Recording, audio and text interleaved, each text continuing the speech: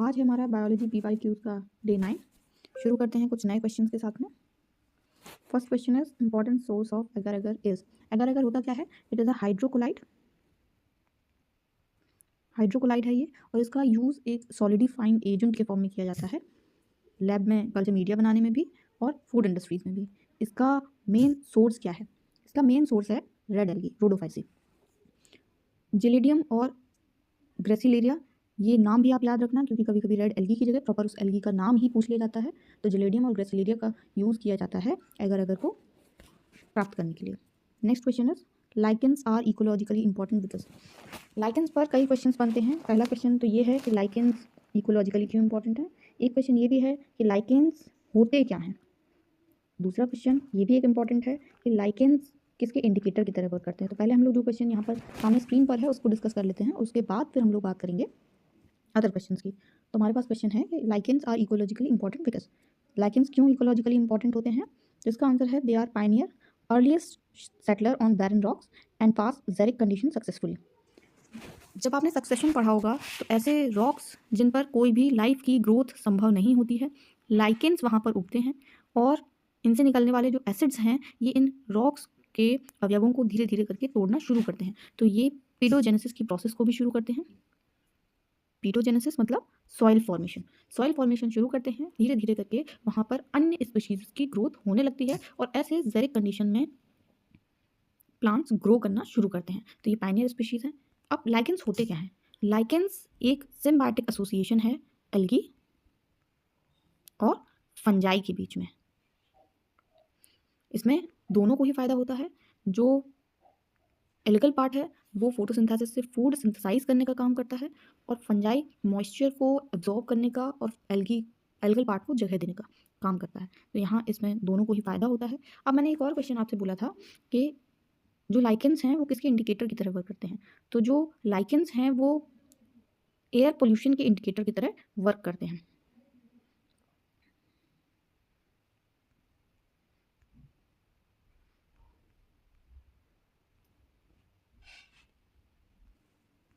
Next question is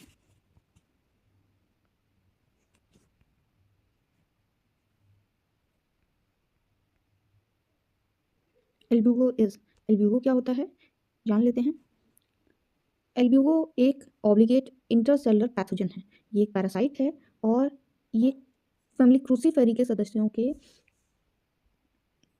white rust, आपने एक disease पढ़ी होगी। तो जो फैमिली क्रूसीफेरी के सदस्य हैं उनके सेल्स के बीच में मतलब इंटरसेलुलर स्पेसेस में ग्रो करता है और उनमें एक रोग करता है जिसका नाम है वाइट रस्ट। किसमें करता है? फैमिली क्रूसीफेरी के सदस्यों में। Next question is absorption of water by root is increased when. Options देखिए ये और इसके नीचे वाला question. The most widely accepted theory for ascent of sap in trees is. ये दोनों ही एक दूसरे से रिलेट करते हुए क्वेश्चन है। पहला क्वेश्चन हम लोग देख लेते हैं। अगर एब्जॉर्प्शन ऑफ वाटर बढ़ेगा तो क्या चीज़ इंक्रीज करेगी? तो यहाँ पर है ट्रांसपिरेशनल रेट इंक्रीजेस। ट्रांसपायरेशन मतलब बाष्पोत्सर्जन की दर बढ़ जाती है। The most widely accepted theory for ascent of sap. Ascent of sap के लिए कौन सी वाइडली एक्सेप्टेड थ्योरी है? तो ये है transpirational pull and cohesion theory of Dixon. ये दोनों ही क्वेश्चंस एक साथ में एक्सप्लेन करेंगे क्योंकि एक दूसरे से रिलेटेड हैं। डिक्सन और जॉली ने 1894 में थ्योरी दी थी ट्रांसपिरेशनल पुल एंड कोहेशन थ्योरी। इसके अकॉर्डिंग जो पानी का बहाव है पौधों के अंदर जाइलम के थ्रू, ये कैसे होता है उसके लिए इन्होंने 3 फैक्टर्स बताए थे। कौन कौन से फैक्टर्स थे? एक तो कोहेशन फोर्स था, एक एडिशन फोर्स था और एक ट्रांसपायरेशनल पुल था। मतलब जो जाइलम है उसमें कंटिन्यू वाटर कैसे चढ़ता है, क्योंकि जाइलम की भित्ति, दीवार और पानी के अणुओं के बीच में आसंजन बल काम करता है, एडिशन फोर्स काम कर रहा होता है और पानी के खुद के मॉलिक्यूल्स के बीच में कोहेशन फोर्स वर्क कर रहा होता है। तो ये फोर्सेस के थ्रू ये दोनों आपस में जुड़े रहते हैं। साथ साथ में ऊपर से लगने वाला खिंचाव, ट्रांसपायरेशनल पुल। ट्रांसपायरेशन क्या होता है? जो पौधों के पास वाटर होता है, पौधे के जो जीवित वायवीय भाग हैं उनसे वाष्प के रूप में उड़ता है, जिसे कहते हैं ट्रांसपिरेशन। तो ट्रांसपिरेशन जितना फास्ट होगा ट्रांसपिरेशनल पुल बढ़ेगा, आसपास की कोशिकाओं के पास पानी की कमी होगी और वो अपने नेबरिंग सेल्स से पानी को खींचने का काम करेंगी, जिसकी वजह से एक फाइनल टेंशन क्रिएट होता है जाइलम तक और जाइलम अपने से नीचे से पानी को खींचने का काम करते हैं। Next question, greenhouse effect is related to, greenhouse effect किससे संबंधित है? तो greenhouse effect global warming से संबंधित है। ग्लोबल वार्मिंग जो शब्द है उसकी संज्ञा सबसे पहले बालिस ब्रोस्कर, नाम याद रखिएगा, बालिस ब्रोस्कर ने दी थी, और वैले ब्रोस्कर भी इनका नाम है, इन्होंने दिया था। ग्रीन हाउस इफेक्ट और ग्लोबल वार्मिंग है क्या? हमारे अर्थ के ऊपर गैसेस की एक लेयर है जो अर्थ को सडन ठंडा होने से बचाती है।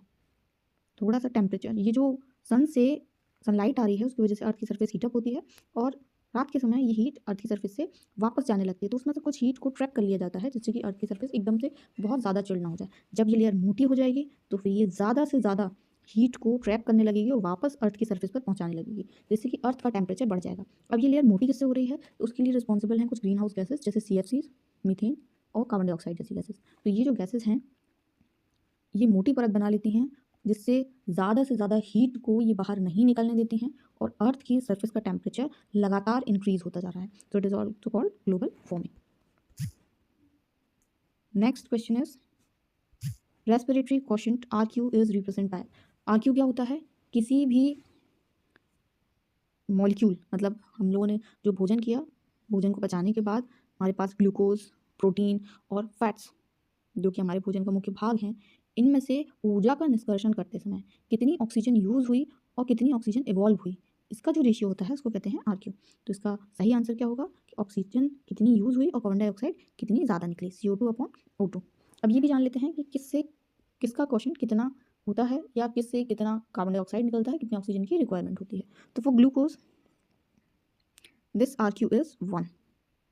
फैट्स और प्रोटीन्स दोनों के लिए ही ये जो RQ है ये लेस देन 1 होता है, less than 1 for proteins and fats. और प्रोटीन और फैट में भी अगर हम देख के चलें तो फैट्स के लिए होता है ऑलमोस्ट 0.7 और प्रोटीन्स के लिए होता है 0.8 to 9।